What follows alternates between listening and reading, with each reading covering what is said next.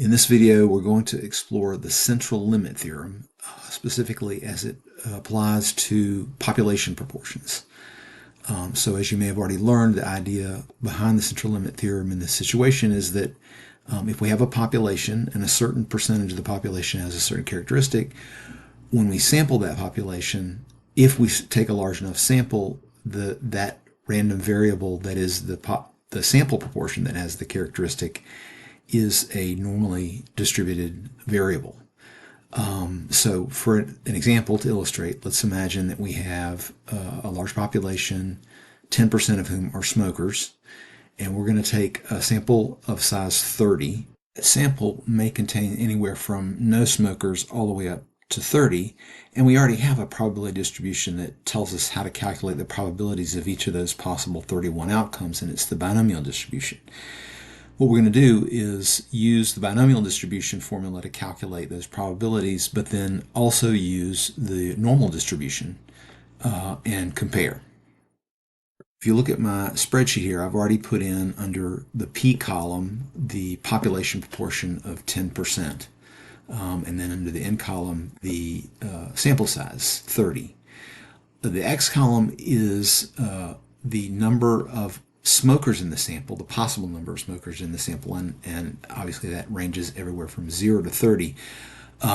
We're going to experiment with the size of n, so to make it easy to enter the values for x, I'm using the sequence command, so that I put that in the first cell and it automatically generates the numbers from 0 up to 30.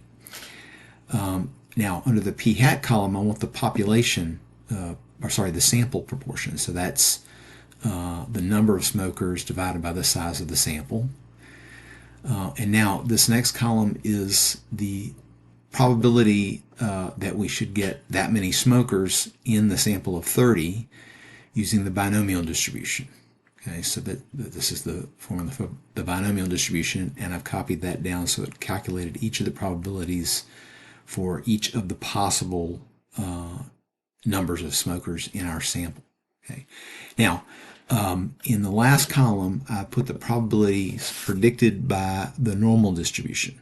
Okay, we calculated those with the normal distribution, and again, the idea is based on the central limit theorem. If our sample size is large enough, the last two columns should be very close to one another. 30, however, is kind of borderline. It's not a super large sample, but we're going to examine how close these are by doing a line graph comparing them. So I'm going to highlight both columns, and I'm going to go to Insert, Recommended Charts, and a line chart. Okay, and we can see that they are generally pretty close, not exactly, but relatively close. So the blue is the exact probabilities from the binomial formula, binomial distribution formula, and the red curve is the probabilities of each of the outcomes predicted by the normal distribution. Okay.